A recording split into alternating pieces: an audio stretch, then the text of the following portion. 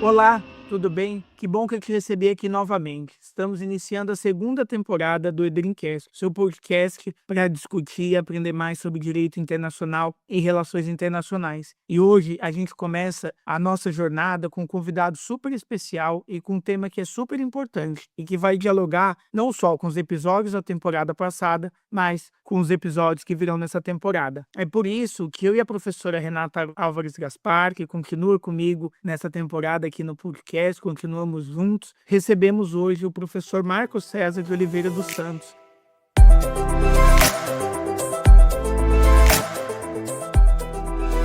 E antes de apresentá-lo formalmente, não posso deixar de dizer que foi um dos docentes que mais me inspirou no meu curso do doutorado. Fui aluno dele no Instituto Oceanográfico e, sem dúvida, a disciplina me trouxe novos horizontes para o pensamento científico e para a relação não só do meu trabalho especificamente, mas da forma com que penso a ciência. E é por isso que a gente recebe um biólogo, professor do Instituto Oceanográfico, num podcast sobre direito em relações internacionais, para que a gente tenha a oportunidade de discutir sobre a ciência, de comunicar ciência para não cientistas. Sem dúvida, uma das maiores barreiras que a gente encontra é como conseguir que o pensamento científico saia das paredes da academia, como fazer com que o pensamento científico seja útil à sociedade e colabore com o desenvolvimento sustentável, pensando na perspectiva da inclusão de cada um desses indivíduos. E o professor Marcos César de Oliveira Santos, ele é mestre e doutor em ecologia pela USP, é docente do Instituto Oceanográfico da USP, e até maio, quando a gente está gravando esse episódio, de 2025, teve 90 artigos publicados ou aceitos para publicação em revistas com corpo editorial seletivo. Tem 8 livros específicos sobre cetáceos publicados, que são produtos de uma frente de atuação e extensão cultural voltada a popularizar os cetáceos no Brasil, atuando na área internacionalmente conhecida como Ciência da Comunicação de Ciência a Não Cientistas, e 2 audiolivros sobre cetáceos produzidos para deficientes visuais e pessoas com baixa visão, em parceria com a Fundação Dorina Noil. O currículo do professor Marcos é suficiente para demonstrar a capacidade de converter um conteúdo que pode ser considerado extremamente científico, só pertencente à academia, a uma possibilidade de diálogo e, principalmente, a trajetória de diversidade e inclusão, a pensar em outros formatos que tem bastante a ver com o propósito do EDRIM, que adota o podcast aí também como um formato de comunicação. Então, professor Marcos, seja muito bem-vindo. Professora Renata, alegria reencontrá-la nessa temporada. Muito obrigada, Paulo. Muito obrigada, professor. A gente agradece imensamente um cientista da sua postura, da sua posição, abrir um espaço para falar para os nossos ouvintes e as nossas ouvintes sobre ciência, sendo que os nossos ouvintes e as nossas ouvintes são majoritariamente pessoas que se dedicam ao direito internacional e às relações internacionais. Eu tenho certeza que ao final desse podcast a gente vai ver que quando a gente fala de ciência, a gente fala para todos que estão fazendo ciência com independência da área que escolham, e com certeza esse momento vai ser um momento muito importante para a gente pensar a importância de discutir para fora dos muros das universidades e dos institutos de pesquisa. E aí, para a gente já começar com o propósito aqui, como comunicar ciência fora da academia? Como comunicar ciência para os não cientistas? Olá, professora Renata, Paulo, meu amigo, um prazer estar aqui com vocês, conversar com essa audiência. E a primeira pergunta é extraordinariamente muito bem feita. Hoje, principalmente com o advento de várias ferramentas e vários canais de comunicação, a gente tem muitas formas e muitas estratégias de comunicar ciências a não cientistas. E se a gente começar a destrinchar a ciência em si, e muito bacana o objetivo desse canal e desse podcast, porque ela tem essa conectividade, essa possibilidade de conversar com diversas ou distintas áreas ou diversas ou distintas pessoas com informações diferentes. E a ciência é isso, ela tem que ser democrática, ela tem que ser expansiva e ela tem que usar as mais distintas ferramentas de comunicação. E aí vem o grande desafio da pergunta da professora Renata. É um grande desafio porque a gente está habituado a pensar e imaginar sempre que a ciência começou lá naquele nosso ensino fundamental para o ensino médio, com aqueles professores que vinha com um papo um pouco mais difícil e diferente do que era a língua portuguesa, a matemática, a educação física ou as artes. Aí, de repente, veio alguma coisa que ficou um pouquinho diferente, um pouquinho mais difícil, etc. E aí chegou no ensino médio, complicou mais ainda, quando veio a biologia, a química, a física. E se a gente for pensar na população humana como um todo, tem uma questão que eu aprendi lendo o livro sobre comunicação de ciências a não cientistas que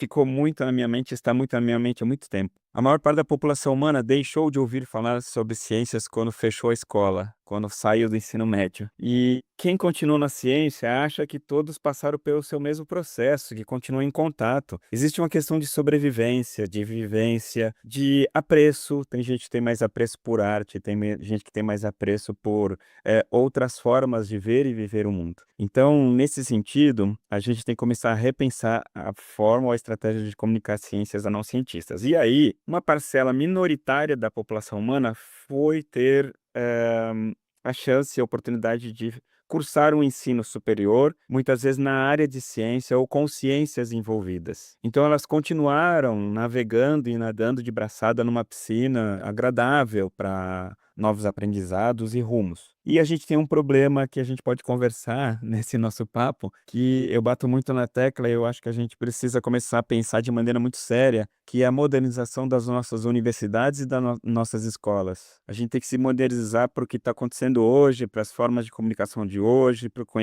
os conhecimentos que a gente tem hoje. Eu sou docente da USP, tenho muito orgulho da USP, eu adoro a USP, sou muito grato por tudo que ela fez por mim, mas eu sou um docente ferrenhamente crítico pelos seus processos que ainda estão enraizados no século passado. A gente tem que mudar as estratégias de ensino, a gente tem que mudar o ambiente da sala de aula, a gente tem que mudar o ambiente do laboratório, e nesse sentido entra um pouquinho da resposta, que é uma resposta longa e complexa de ser respondida, de como comunicar ciências a não cientistas fora dos muros das universidades. Eu acredito que esse é um trabalho que precisa ser feito, mas em equipe. É pelos educadores, é pelos cientistas, é pelos comunicadores, de maneira geral, e pela nova geração, pelas novas gerações que estão chegando aí. E aí, provavelmente, nesse nosso papo, a gente vai avançar um pouco mais sobre essas estratégias e esses aspectos. Sem dúvidas, professor, e excelente a introdução e um questionamento que me traz, que eu acho também é um bom ponto de partida, é comunicar ciências de um modo mais efetivo é simplificar demais essa ciência? Qual é o limite? Porque me parece que muitas vezes, quando a gente sugere a um cientista, a uma cientista, novos métodos para comunicar sua ciência, parece que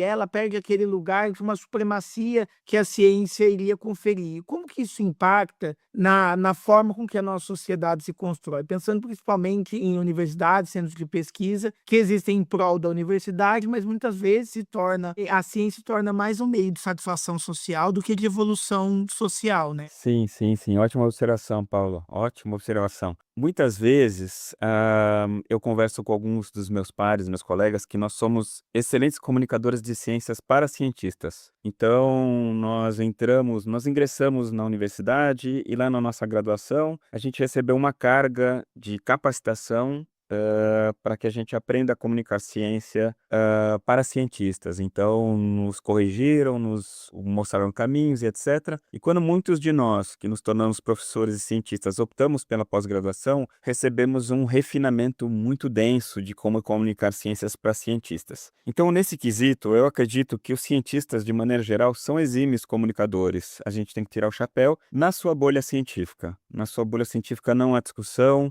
os números das produções científicas mostram isso, o crescimento das revistas científicas e etc. É fato, não se discute mais. O que acontece, e às vezes alguns dos meus colegas não gostam de escutar essa fala, é que nós não fomos capacitados para uma arena que não é o nosso meio. A comunicação de ciências para não cientistas, como o Paulo bem mencionou, nos coloca num meio que não é o nosso meio do dia a dia, da rotina. Nós não estamos numa sala de aula com 20, 30, 50, 100 estudantes ávidos para ouvir um tema específico científico ou acadêmico. Fora da sala de aula, fora dos muros da universidade, nós estamos numa arena que nós não fomos treinados e capacitados para atuar. E por mais que alguns colegas digam, não, claro que estamos, é fácil fazer a conversão, não é uma conversão fácil. A conversão de linguagem não é fácil, ela requer método, ela requer aprendizado, não é um método, um aprendizado que a gente consegue absorver em curto prazo, a janela precisa ser longa, e o primeiro passo a ser dado, na minha concepção e pelas experiências que eu venho tendo neste aprendizado, é que nós aceitemos que nós não temos essa capacidade e que se existir esse interesse por parte dos cientistas em comunicar ciência fora da academia, que esses cientistas aloquem 2 recursos de extrema relevância que poucos cientistas têm hoje, que é tempo e energia. Então, esses são recursos que quem está no meio científico e na ciência não tem para dispor. E o que aconteceu, principalmente depois desse período, durante o período pandêmico, principalmente, eu fiz uma reflexão que eu já tinha lido alguns livros sobre a ciência de comunicação para não cientistas e assumi que eu não estava preparado, que eu deveria me preparar melhor, apesar de ter tido 1 ou 2 experiências antes de 2018 ou 2019. Quando chegou 2020, eu devorei vários livros com métodos de comunicação de ciências a não cientistas. E aí aceitei que não tinha essa formação e que deveria investir um pouco mais. Então, segui um pouco essa linha de autodidatismo. E a questão do limite de simplificar ou não a ciência vai depender muito de uma das articulações do método da ciência de comunicação de ciências para não cientistas, que envolve segmentar a audiência que vai receber a sua informação. Então, dependendo da audiência que vai receber sua informação, você vai ter que retrabalhar a informação no viés cientista, ela pode ficar simplificada demais, mas para aquela audiência ela está adequada. E isso tem que ser trabalhado no tempo e no espaço. Então, essa audiência ela pode ser segmentada pela faixa etária, ela pode ser segmentada pelo seu viés ideológico, ela pode ser segmentada por gênero, ela pode ser segmentada por classe social ou trabalhador, etc. E quando a gente faz essa segmentação, a gente precisa passar por algo. Eu costumo trazer um exemplo que os brasileiros geralmente conhecem da televisão. Quando um artista da televisão, um ator da televisão fala que, olha, para esse papel eu fui fazer um laboratório, eu tive que fazer uma imersão num centro de reabilitação de usuários de droga para eu vestir o personagem, para entender como eu tinha que me postar diante das câmeras, o meu linguajar e etc. E quando a gente vai comunicar ciências a não cientistas, a gente tem que fazer um laboratório também. A gente precisa ter um objetivo claro, segmentar a audiência, ter um plano claro com um objetivo que pode ser mensurável, e aí a gente tem que fazer o laboratório de conhecer a audiência. Então eu venho fazendo isso, toma bastante tempo, toma bastante energia, mas eu acho que os resultados são menos frustrantes, eles são mais palpáveis, eles são mais motivacionais para novos desafios e para novas atividades de comunicação de ciências para não cientistas. Professor, assim, escutando atentamente, eu fico pensando em tanta coisa, vem um aluvião de pensamentos aqui sobre a sociedade moderna, sobre o papel das universidades, dos centros de pesquisa, como esses lugares dialogam com outros saberes, porque a gente sabe a essa altura do campeonato que existem muitos saberes e que a ciência ela é um dos saberes dentro desse universo, né, de saberes. E para que significa, né? O que significa fazer ciência? O que significa conhecer outros saberes? E pensando na comunicação da ciência para a sociedade, como que o senhor vê a importância? O senhor acha que é importante comunicar ciência para não cientista? Por quê? Qual o impacto que esta comunicação, no seu sentir, traria no tecido social? Excelente pergunta também, ótimas perguntas. Vamos começar pela questão do ator ou da atriz cientista. Profissionalmente escolheram essa carreira, esse serviço para a sociedade, como o bombeiro escolheu o serviço dele, o policial, o educador da escola, o médico, o dentista, houve a possibilidade para uma parte da sociedade a escolha de uma profissão e desenvolver a sua profissão. Então essas pessoas se transformaram em especialistas no que fazem. E daqui a pouco eu vou trazer um exemplo super simples, mas que eu passei essa semana, que é extraordinário. Então, nós, cientistas, nós nos especializamos até demais. Eu hoje olho para trás e até tomo um susto. Meu Deus, será que precisa de tanto assim? Será que precisa de tanto detalhe, né? Porque a gente está vivendo em momentos que a comunicação ficou tão ampla que a gente começou a conhecer outras facetas do mundo e da vida. E a gente tem que se perguntar se será que vale mesmo a gente saber o detalhe do detalhe do detalhe do que eu estou fazendo? Ou em vez de multiplicar esse conhecimento desse super detalhe, eu reduzo um pouco esse conhecimento, mas eu invisto mais em comunicar uma parte importante para a sociedade que está acreditando no meu potencial, está depositando muita fé que eu vou colaborar com a minha parte. E o exemplo assim, mais claro de profissionais da área da ciência que a gente acompanhou mais recentemente, foi que fomos pegos de surpresa, a nossa geração, por uma pandemia de SARS-CoV-2 e nós todos torcemos pela ciência médica, pela ciência epidemiológica, para que nós pudéssemos sair de casa, nós pudéssemos vencer um pouco daquele encarceramento que nós vivemos por causa de uma pandemia. Então a ciência veio, a sociedade estava dependendo dela e ela veio e cumpriu o seu papel. Então a comunicação do cientista para a sociedade, ela não deveria vir só num momento de crise. Ela deveria ser algo que estivesse na nossa rotina, no nosso dia a dia, talvez nesses meios de comunicação de massa, televisão, jornal, redes sociais, etc., bem trabalhado. E aí vem um ponto que eu acredito que a universidade deveria cumprir melhor o seu papel. Ela tem que estreitar mais essas pontes, ela tem que construir essas pontes, ela não tem que esperar que esses meios de comunicação construam essas pontes. Essa ponte tem que ser construída pela universidade ou pelos centros de pesquisa onde saem essas informações. Então é importante comunicar ciência para a gente, muito provavelmente, na nossa área, a gente devolver à sociedade o que ela espera da gente. Como um bombeiro devolve para nós o que a gente espera dele num caso de incêndio ou num caso que a gente necessite de um bombeiro. Ou um médico devolve para a gente quando a gente necessita do médico. Ou o exemplo que eu ia comentar agora há pouco. Eu voltei de Ubatuba ontem e estava lá fazendo pesquisa, e eu tenho uma carreta que tem embarcação e um dos pneus da carreta de embarcação furou o pneu, furou a câmara, e eu tirei esse pneu e fui procurar um borracheiro. Algo super simples, procurei um borracheiro, cheguei lá com um pneu, é um pneu diferente. Um dos borracheiros estava lá, falou, me passou, não, eu não troco esse, eu não conserto esse. Um outro olhou e falou assim, passa aqui que eu vou tentar. Então, enquanto ele fez todo aquele trabalho que foi árduo, foram 30 minutos, para mim, ele estava desenvolvendo a arte da ciência, uma devolutiva. Alguém chamaria ele de um leigo. Para mim, ele é um cientista de conserto de pneus, de carreta. Quer dizer, ele não era especialista em pneu de carreta, só que ele fez todo um trabalho árduo e ele inicialmente falou, ó, o valor do conserto é tanto, um valor super baixo. Só que ele fez algo que não é qualquer pessoa que faz. E a sociedade, de maneira geral, o chamaria de um leigo em ciências. Eu não o chamo um leigo em ciências. Ele é um doutor na ciência que ele mostrou para mim que ele é habilitado a fazer. Se me desse essa roda por um mês, eu não saberia trocar, eu não saberia consertar. Então, da ciência que ele sabe, que ele aprendeu com o método, na vivência, vendo, ouvindo, experimentando, ele fez tudo o que eu faço na academia. Eu só faço num ambiente diferente. Mas a sociedade julgou e colocou pesos muito diferentes no que eu faço e o que ele faz. Na verdade, quando terminou o serviço, eu falei, olha, esse aqui é o valor que você tinha me falado, esse aqui é o valor que eu acho que vale o seu serviço. Porque o que você fez foi extraordinário. Assim, eu não teria como fazer. Então, para mim, ele não é um leigo. E a gente tem um costume, infelizmente, que é um pouco preconceituoso na academia, de dizer que todo mundo que não está na academia é leigo. E eu não gosto muito de usar esse termo lá fora da academia, que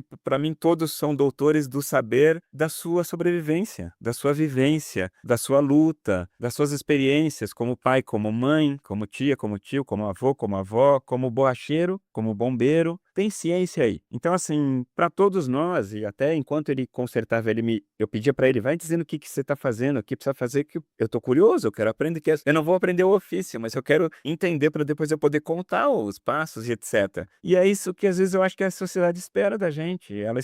Ela não espera que eu vá contar sobre, eu tenho uma área de especialização, o meu modelo de estudo são as baleias e os golfinhos, que são super carismáticos. As pessoas não querem ouvir se eu extraí o DNA, se eu juntei C com um A, G com C, T com A, etc. Elas querem ouvir por que eles são dóceis, por que eles estão nos oceanos, por que eles são importantes para nós. E isso tem a ver também com essa pergunta que Paulo fez para mim também, de qual o rigor científico da nossa comunicação, até onde a gente vai? Amanhã eu tenho uma atividade no auditório da USP que eu chamo de Baleias e Golfinhos para 50 a mais. A USP tem um programa que é USP para 60 a mais, e eu reduzi 10 anos para eu me incluir na atividade. Eu não quero ser barrado, eu quero ter a carteirinha de ingresso. Então eu chamo Baleias e Golfinhos para 50 a mais. Porque é uma atividade descontraída. Porque ali eu tenho algumas imagens e tenho um material que o tempo foi me mostrando o que a geração 50 a mais gostaria de ouvir ou tem dúvidas sobre baleias e golfinhos. E eu não vou chegar lá falando que eu tenho tantos artigos, que eu viajei para tantos lugares e etc e tal. Eu vou mais incitar que essa geração, essas pessoas dessa geração tragam experiências próprias, né? A última ocasião eu perguntei sobre o que remete vocês o termo baleia ou golfinho, e algumas pessoas comentaram: olha, eu assisti Moby Dick do Hanna-Barbera e que era um desenho e que a criança ficava numa cachoeira no orifício, né?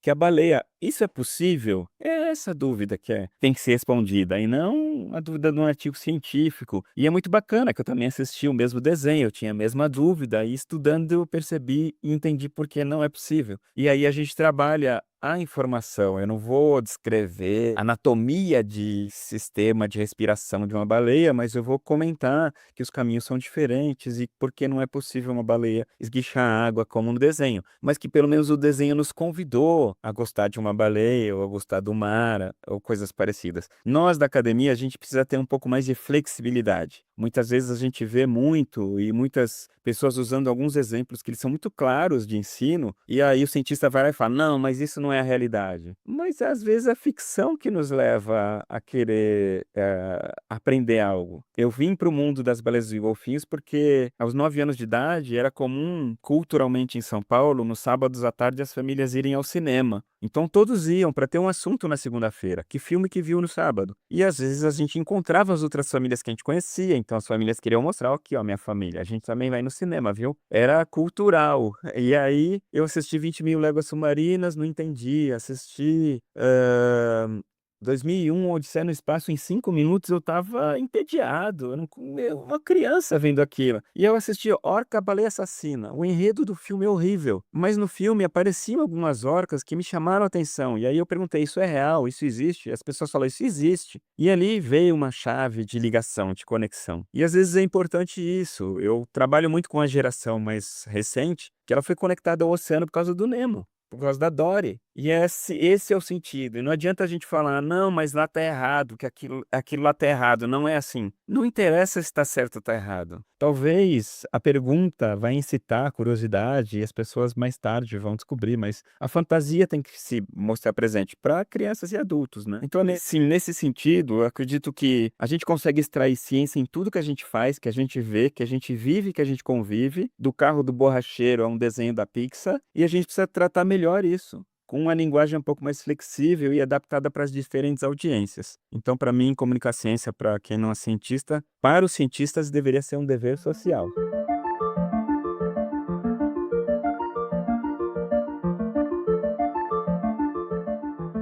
A fala, ela é muito, muito profunda, eu acho que ela elucida muito também. O exemplo me traz uma memória. Depois de uma das aulas, eu fui almoçar no restaurante da USP com um colega, e ele me questionou: mas o que você aprende nessa aula? E eu podia explicar várias coisas para ele, mas eu acho que tem algo que resume bem não só o curso que lá a gente teve, mas o que a gente está conversando aqui hoje. Mas eu lembro de dizer para ele: eu aprendi que eu não estou aqui na faculdade para construir muro, que eu estou para construir pontes. Só construir pontes também é uma ciência, né? Comunicar ciência para não cientistas também se torna uma ciência. Quem precisa saber como ele vai construir essa ponte. Quem constrói uma ponte sobre um rio não usa a mesma técnica se esse rio tem 2 metros de largura ou se esse rio tem 2 quilômetros. E pensando nessa construção de pontes, professor, quando eu penso em quem está do outro lado, em quem são essas pessoas, quais são as técnicas, como é importante eu conhecer esse público, como funciona essa aproximação quando a gente pensa em comunicar a ciência para esse público que a gente não está habituado, mas que é tão titular desse conhecimento como a gente, né? O conhecimento, ele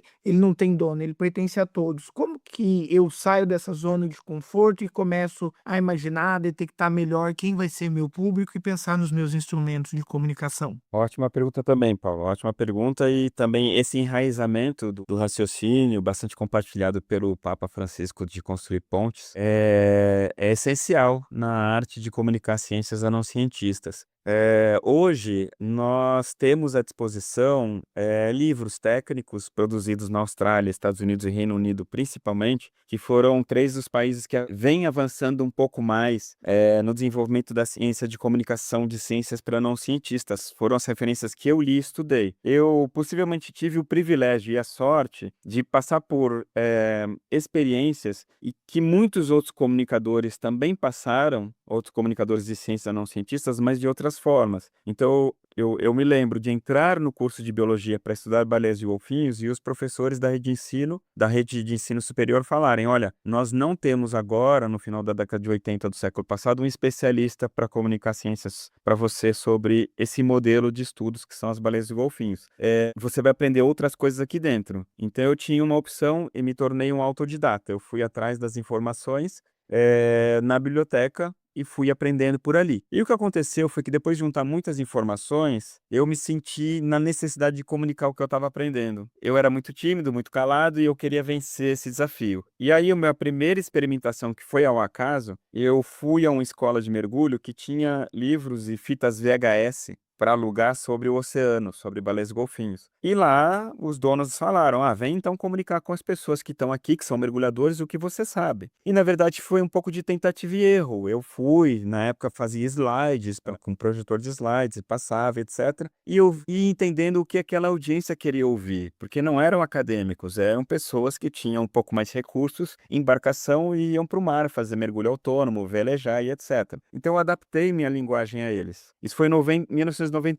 Em 1995, eu recebo um convite da editora Ática, aqui em São Paulo, para escrever um livro para uma coleção chamada Investigando a Ciência, um livro paradidático para uma classe etária de 13 a 16 anos. Para adolescentes. E aí, a primeira reunião que eu tive com as 3 pedagogas foi, eu não sei me comunicar com essa audiência. Eu não sei o que falar, eu não sei o que fazer. E elas falaram, por isso que nós somos uma equipe, nós temos essa especialidade, você vai interagir com a gente. Eu interagi por 1 ano. E foi um dos laboratórios mais importantes da minha carreira, porque eu tive o privilégio de ter 3 pedagogas ajudando a adaptar o meu cientifiquez. Eu tinha lido inúmeros artigos científicos, sabia regurgitar todos aqueles termos científicos, e as pedagogas, quando eu entregava o disquete, o floppy disk, com cada capítulo que a gente estava escrevendo, elas, opa, calma aí, rapazinho. O que é esse termo aqui estranho?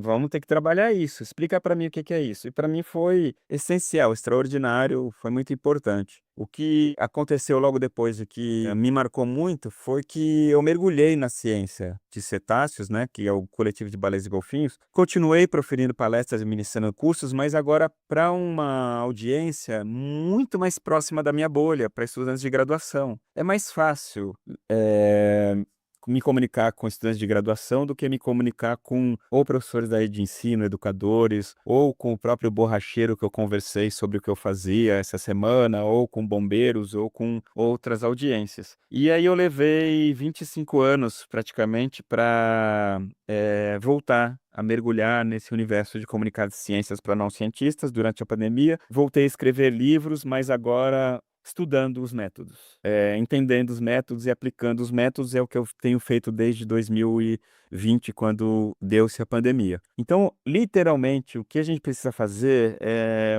definir a nossa audiência. Quem que a gente quer trabalhar primeiro? Não tem mais o que a academia imaginava, que nós teríamos que falar com o público leigo, 2 pontos, a sociedade não cientista. Não existe mais isso hoje. A gente não pode mais partir deste princípio.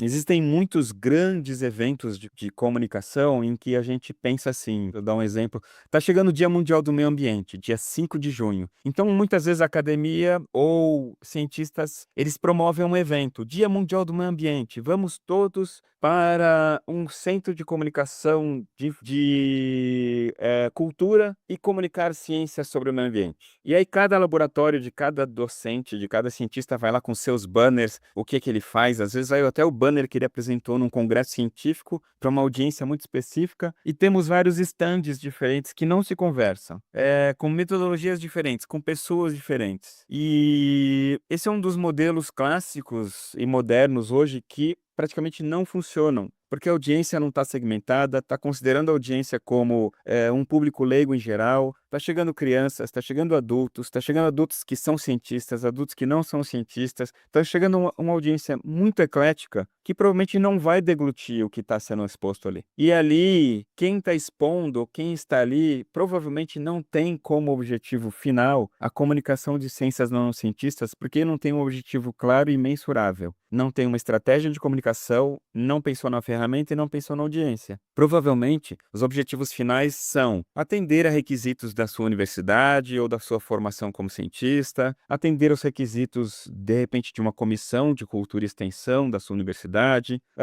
oferecer horas de apresentação ou de comunicação de ciências a não cientistas para os seus estudantes, ou, muitas vezes, atender a patrocinadores, porque o logotipo dos patrocinadores está sendo apresentado e o patrocinador quer aparecer. E ele vai aparecer com alguém que faz a ciência, alguém renomado, etc. E muitas vezes a gente faz os eventos são interessantes, mas num universo de 100 pessoas, deixa eu chutar um número mínimo, vamos dizer que 100 pessoas frequentam um stand num dia, quantas vão ser incitadas, motivadas por aquele stand? 3? 4 que vão procurar uma informação, que vão desejar conhecer mais sobre ciência, que vão comunicar ou compartilhar o que ouviram e etc. Muitos estão ali por um modus operandi comportamental. Tem folder, tem material, tem brinde. E passa, vamos para o próximo. E está na hora da gente começar a rever também essas nossas estratégias de comunicação de ciências não cientistas em massa. Por esse motivo, de uns tempos para cá, eu tenho pensado nessas ações e atividades muito mais pontuais. Criei essa linha do laboratório de comunicação de balés e golfinhos para 50+. No ano passado eu fiz o balés e golfinhos para professores da rede de ensino, e aí foi num sábado de manhã, a gente recebeu 120 professores da rede de ensino num auditório, com as mais diversas perguntas, pedindo os mais distintos materiais, e aí quando eu lido com a audiência eu tenho feedback, eu tenho o que eles precisam, o que os professores do ensino fundamental precisam, do ensino médio precisam, e eu posso ir trabalhando esse material com eles. E de uns tempos para cá também, eu comecei a trabalhar com uma audiência que é super minoritária na nossa sociedade, que é a audiência das pessoas cegas ou com baixa visão, e que precisam de estratégias de comunicação diferenciadas. Então eu fui aprender, eu fui beber do néctar da flor, eu fui bater na porta da Fundação Dorina No Will aqui em São Paulo, que é especializada no atendimento dessa audiência. E minhas primeiras palavras com eles foi: eu acredito que o modelo de estudos que eu envolvo na minha ciência é ótimo para a gente utilizar para a comunicação de ciências a não cientistas para essa audiência de cegos e pessoas com baixa visão, porque eles são exímios comunicadores, emissores de sons, e são animais fascinantes. Só que quem tem o domínio da arte de lidar com essa audiência são vocês. O meu domínio é zero. Eu sou um zero à esquerda nesse sentido que eu não sou capacitado. Então eu vim aprender e eu gostaria de interagir com vocês para a gente começar a trabalhar esses materiais. Por sorte, eu descobri um grupo de cientistas da USP, Unicamp e Unesp, inclusive um docente da Unesp que não enxerga, que está envolvido também nessa produção de material que a gente está chamando de educação assistiva para cegos e deficientes visuais. Então a gente está trabalhando o método, a gente segregou a audiência, está trabalhando o método, está trabalhando o objetivo. E cada uma dessas audiências vai ter um método, uma ferramenta distinta. E se a gente começar a olhar para a nossa sociedade de maneira geral, nós temos infinitas possibilidades. Aquela nossa audiência leiga, gigantesca, ela vai se transformar em infinitas menores audiências, e a gente vai ter um prato cheio para muita gente atuar. Não necessariamente os cientistas, porque não necessariamente um excelente cientista é um ótimo comunicador. Só que a gente tem, em tempos modernos, a gente tem uma frente de pessoas que surgiram como ótimos comunicadores de ciências não cientistas, que é o papel que a professora Renata e o Paulo aqui, que estão coordenando esse podcast, estão fazendo. Isso nada mais é do que comunicação de ciências não cientistas. Vocês estão trabalhando detalhando a informação de uma forma muito palpável, muito gostosa de se ouvir, para que as pessoas consigam ouvindo algo que é diferente do seu dia a dia, do trivial. E essa é uma estratégia nobre, uma estratégia que tem que continuar sendo alimentada por muitos e muitos anos e segmentando as distintas audiências. Então, nesse sentido, ter um objetivo claro, mensurável, uma audiência segmentada e a ferramenta adequada de comunicação é uma tríade que é fundamental para a gente exercer essa ciência de comunicação de ciências para não cientistas. E no mundo contemporâneo, né, professor, eu fico te escutando e fico pensando como isso é importante para fazer da sociedade um lugar melhor, né? Porque a ciência, como qualquer outro saber, o que ela faz, o que ela desenvolve, mesmo no exemplo que o senhor trouxe do borracheiro, do pneu, da carreta, é um papel tão importante e ele precisa transcender os muros, porque ele também pode, além de trazer desenvolvimento econômico e social, ele ainda pode fazer muito melhor para a sociedade no seu ambiente político-social, porque a comunicação da ciência para não cientista protege a sociedade de fake news em todos os âmbitos. Então, a gente pode pensar, por exemplo, na pandemia, a quantidade de fake news sobre vacina e que a gente escuta e reverbera até hoje, que talvez a gente não tivesse isso se a gente tivesse mais segmentação de comunicadores explicando para não cientistas o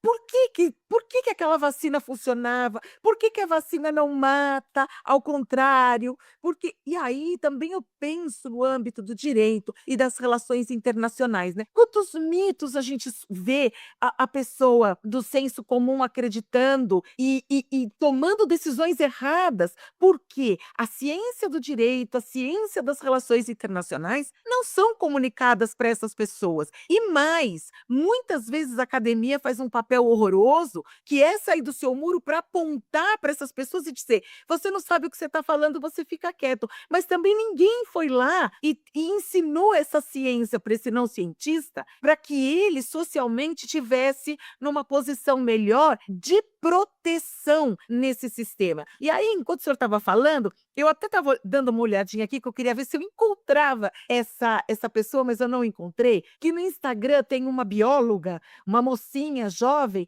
que o perfil dela é comunicar ciência biológica para não cientista, porque ela disse que ela não aguentava mais estudar e rolar o feed dela, e ela vê coaches explicando que se colocar água com gelo na cara às 5 horas da manhã, você vai fazer um lifting ou qualquer coisa. Então ela disse que isso horrorizava tanto, que ela decidiu que ela ia comunicar ciência para não cientista para explicar: ó, esse shot que te vendem de imunidade, ele não vai fazer nada com você por isso, isso, isso. E ela usa o humor como ferramenta. Então ela se veste de mosquito da dengue. Ela é muito engraçada. E eu queria citar o nome dela, mas eu realmente não encontrei aqui. Que eu acho que nesse mundo virtual, nesse mundo contemporâneo em que o virtual e o territorial, porque para mim o virtual ele é tão real quanto o mundo territorial, é importante a gente fazer isso como uma ferramenta de proteção social. Aí eu pergunto assim, o senhor que já está nessa trilha, a gente ouve, eu fico tão feliz de escutar um profissional da altura do seu conhecimento, da carreira que o senhor tem, dizendo que ainda se apresenta, dizendo que não sabe nada porque quer melhorar essa comunicação. O que o senhor acha? Como as redes sociais, elas podem ajudar a comunicação para os não cientistas de forma a criar como se fosse uma teia de proteção contra fake news, porque a fake news ela vai desde a ciência biológica, a ciência jurídica, a ciência social, a matemática, enfim. Então eu gostaria um pouquinho de escutar o senhor sobre isso. Também outra ótima pergunta, e os seus comentários, professora Renata, são excelentes. Quando eu ministrei a disciplina que o Paulo participou, uma das estudantes da disciplina, a Fernanda Talent, ela estava fazendo mestrado também com comunicação de ciências não cientistas, e ela tem um canal no Instagram. E aí ela me passou o canal no Instagram, e eu assisti o canal e assisto até hoje, assim, comentei com ela na semana do curso e comento até hoje.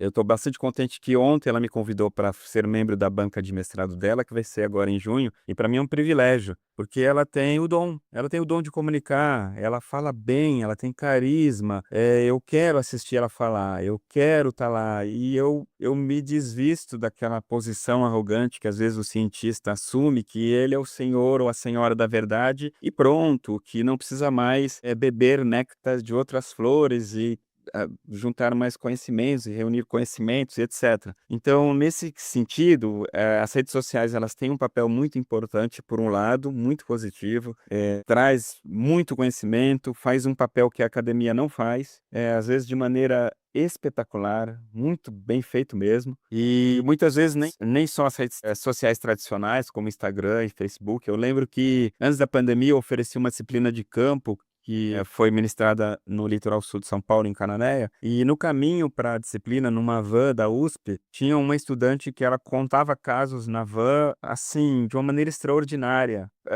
Eu olhava para trás para saber quem era, porque eu estava alucinado de ouvir aquelas histórias. E a aluna, ela se fechava, ela fechava um pouco a boca pensando, talvez, pô, esse professor não está gostando do que eu estou falando aqui atrás. E ela contava casos de maneira extraordinária, e chegando no campo, as aulas foram ministradas e eu fui perguntando o que cada um desejava para sua carreira, etc. E essa aluna mostrou o interesse e o desejo de ser comunicadora de ciência, mas comentando um pouco de frustração que durante o seu curso na academia era privilegiado quem queria desenvolver ciência, quem queria publicar artigos científicos. E ela estava um pouco sem rumo e sem caminhos. E eu deixei claro, eu raramente ouvi uma pessoa que sabe conversar tão bem, expor tão bem o que está fazendo, e eu acho que a gente poderia, de repente, trabalhar juntos. E logo depois veio a pandemia, a gente fez um contato online e ela acabou sendo a voz do podcast do meu laboratório. Ela tem muito mais dom para fazer um podcast do que eu, ela tem muito mais sensibilidade para a audiência, ela tem o discurso bem estruturado, bem trabalhado. Eu vou ser um professor regurgitando uma aula chata num podcast. Ela é uma pessoa contando uma história muito interessante e deixando as pessoas mais motivadas e sensibilizadas, e é isso que a gente precisa trabalhar. O mais importante do advento das redes sociais e dessas avenidas é que multiplicaram-se as formas de comunicação e passou da hora da universidade entender isso e assumir isso. E na própria universidade, como o próprio Instituto de Biociências da USP fez, ele alocou um espaço que era uma sala, um reservatório, algo parecido, como espaço de produzir podcast, de produzir ferramentas de comunicação para não cientistas. E a universidade está perdendo um pouco esse espaço lá fora para esse outro grupo que utiliza as redes sociais com outra finalidade, que é para compartilhar desinformação. Então, é aquela velha história. É aquela velha história que a gente sempre ouve desde criança, dos nossos pais e avós. Sempre tem o bom médico e o mau médico, aquele que ele vai fazer o melhor. Às vezes ele vai ver que, puxa, é muito caro, mas vamos ver um desconto para você, tem um plano de saúde assado. E aquele mau médico que diz, não, compra esse remédio, que esse remédio é bom para você, mas por bastidores ele está sendo financiado pela indústria química que está por trás de receitar aquele remédio. E a gente vai ter isso em todos os setores dos profissionais. Em todos os setores tem uma forma de corromper cientistas. E, infelizmente, esse é um mal globalizado. E aí a gente também vai ter isso na comunicação social por meio dessas redes sociais, que se transformaram numa avenida de desinformação, que nos deixaram sem rumo na pandemia, porque nós não podíamos sair de casa. É difícil fazer essa filtragem. Governos globalizados estão atrás de pensar em formas de efetuar gestão, de efetuar justiça na comunicação, mas não conseguem achar essas fórmulas. Enquanto isso, a gente tem propagação de desinformação e propagação de informações muito levianas, levando adolescentes e jovens a se mutilarem, ao suicídio e a pontos que são bastante preocupantes atualmente nas nossas sociedades. Então, assim, infelizmente tem a parte boa e a parte ruim das redes sociais. Eu tenho trabalhado no meu ofício de docente em alimentar as partes boas. Então, se estudantes aparecem nas disciplinas e dizem eu domino o TikTok, eu domino a arte de me comunicar no Instagram, então vamos pensar numa estratégia, vamos pensar num objetivo, vamos pensar numa audiência, vamos fazer um projeto com um objetivo simples e direto ao ponto. E aí a gente trabalha nesse sentido. Recentemente, eu fui bastante influenciado por um documentarista francês a amar o oceano, que foi o Jacques Cousteau. O Jacques Cousteau é um documentarista francês do século passado. Ele atuou comunicando sobre os oceanos da década de 60 até a década de 90 do século passado, quando ele faleceu. A minha geração amou e idolatrou o Jacques Cousteau. E eu ministro aulas para uma geração que não tem a mínima ideia quem é esse francês. Me perguntou se ele joga na seleção da França. Que time que ele joga, se é no Paris Saint-Germain ou no Barcelona. E aí surgiu uma ideia de, poxa, eu vou pedir para a Comissão de Cultura e Extensão, a Pró-Reitoria de Cultura e Extensão, para a gente fazer um projeto para preservar a memória do Jacques Cousteau. Só que vai ser um desafio legal, porque a bolsa vai para uma estudante que nunca ouviu falar sobre ele. E foi muito bacana, porque esse choque de gerações foi um exercício fundamental para a minha formação como pessoa, em primeiro lugar, e formação como profissional que lida com os oceanos, porque chegou ao laboratório uma pessoa que nunca ouviu falar sobre ele, eu passei uns livros, ela leu e mostrou o ponto de vista de alguém da geração dela. E trouxe, olha, eu li bastante, eu sei que você tem um respeito muito grande por ele, mas eu vi um ponto muito forte na esposa dele, que era a capitã do navio dele. E a esposa dele, nas comunicações que ele fez, não aparecia. Então por que a gente não põe um pouco de importância para ela também na nossa comunicação? E eu dei sinal verde, a gente vai fazer isso com certeza absoluta, porque era a pessoa que estava carregando o piano, que precisa do devido valor e do devido mérito. E muito importante essa estudante ter trazido esse ponto de vista, porque talvez se eu fizesse o projeto do começo ao fim, eu continuaria apenas falando no Jacques Cousteau. E nesse sentido foi feito um podcast do ponto de vista dela, estudando a história, com ela narrando. A gente trabalhou num livro com ela editorando e trazendo os aspectos importantes da posição da esposa do Jacques Cousteau e do Jacques Cousteau em si. E agora, no dia 11 de junho desse ano, é o Dia Mundial do Jacques Cousteau, que é o nascimento dele. A gente lança o podcast, lança o livro, mas aí tem um viés de uma nova geração comunicando com a sua geração. Isso é muito mais importante. Para mim é ótimo. Nessas horas, eu não penso mais em ego, em ser eu o comunicador. Para mim é importante passar a mensagem do oceano, da proteção do oceano e do Jacques Cousteau adiante. E também, batendo nessa tecla do direito do mar e do oceano, eu lembro de uma experiência super agradável que eu tive, que eu participei do conselho gestor da área de proteção marinha aqui de Central de São Paulo, na Baixada Santista, e no Litoral Sul. E na Baixada Santista me chamou a atenção que eram 48 cadeiras da sociedade. Então tinha desde a ciência, corpo de bombeiros, prefeituras, até quem estava desenvolvendo turismo com stand-up ou jet ski. E quando eu sentei lá e olhei aquele universo, a primeira coisa que eu pensei, como diria as novas gerações, foi um tal de Deus me dibre. O que eu estou fazendo aqui? Isso aqui não é sala de aula. Como é que a minha ciência vai propagar por aqui, vai funcionar aqui? E por sorte, o gestor era um oceanógrafo formado na FURG, no Rio Grande do Sul, com uma habilidade imensa de gestão de conflitos. Imensa habilidade dele. E na minha primeira reunião ficou claro o que era aquele conselho gestor, porque teve um momento que passou a palavra aos membros, e se eu não me engano era o pessoal do jet ski e o pessoal do stand-up.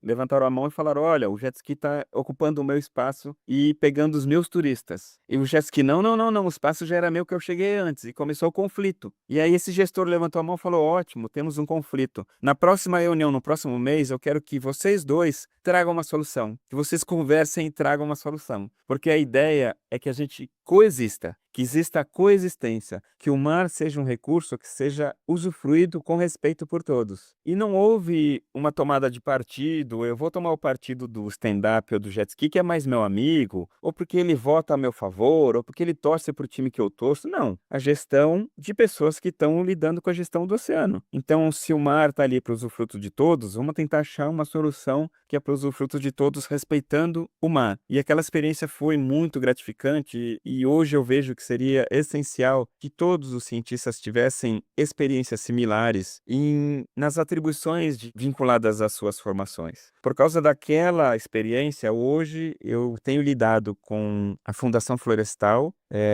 da Secretaria do Meio Ambiente do Estado de São Paulo, num novo formato de executar ciência. Nós estamos programando um programa de monitoramento de baleias e golfinhos que ambos vão andar no mesmo passo, gestão e ciência. A gente já está trabalhando isso há uns bons meses, a gente já está entendendo os universos dos dois lados, como eles vão convergir para o mesmo ponto e como nós vamos alinhar os nossos diálogos. E isso é para 3 anos, para potencialmente renovar para mais 3. Mas a ideia é que a gente vá andando juntos, gestão e ciência, e não a ciência sai disparando, publicando seus artigos, e a gestão falando que, ó, eles falaram isso e a gente vai fazer. Não, a gente vai ter que participar dos conselhos gestores, a gente vai ter que conversar com as pessoas que não são cientistas, a gente vai ter que ouvir as suas opiniões e a gente vai ter que tomar uma decisão juntos, ou decisões juntos. Não é uma decisão que vem numa canetada porque os cientistas publicou um artigo na Nature ou na Science e aquilo é a verdade absoluta. Não, a gente tem que entender quais são os atores envolvidos no manejo e na conservação daquela área, pensando também na cultura humana e na sobrevivência das pessoas. Então, eu como cientista estou bastante ansioso porque é mais uma oportunidade de aprendizado. Eu publiquei 90 artigos científicos. Comunicar ciências para cientistas, eu sei, não é mais um desafio para mim. Eu tenho muitos anos pela frente, eu quero desafios novos. Eu quero desafios que me assustem bastante no começo, mas que as pessoas que estiverem ao redor desse desafio me ajudem a vencê-lo. E aí vai ser uma conquista coletiva que é muito mais gratificante. A conquista do artigo científico, ela é gratificante, mas eu acho que ela é muito individual, parece algo muito, assim, que a gente acaba não atingindo tanta gente quanto as conquistas coletivas. E comunicar ciências para nós cientistas é uma conquista bastante coletiva.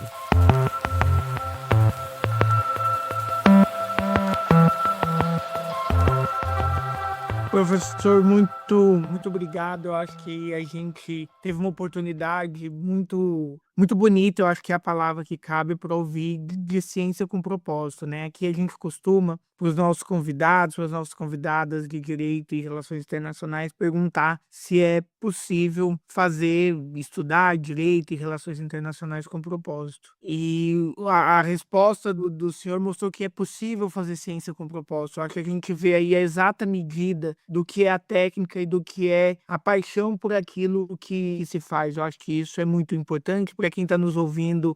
Quando estiver ouvindo esse episódio, os materiais que o professor aqui comentou sobre o já vão estar lançados, então vão estar indicados aqui na legenda do episódio. Também vamos deixar marcado o Instagram do projeto do professor para quem quiser acompanhar. Professor, meu mais sincero, muito obrigado. Acho que toda vez que a gente tem a oportunidade de estar juntos é uma oportunidade muito rica de aprender. Eu tomei aqui várias notas. Eu acho que sempre saio com novos horizontes e eu acho que essa é a beleza da possibilidade da comunicação para ciências. Hoje, tudo que eu faço, por mais técnico que seja, eu me pego pensando como comunicar isso para quem também é sujeito dessa comunicação, né? Quem também é sujeito dessa ciência, isso é fundamental e acho que não tinha como as nossas expectativas serem mais superadas do que foi. Eu agradeço muito a sua presença, passo aí, falava para minha companheira, a professora Renata Gaspar também, para fazer os agradecimentos dela.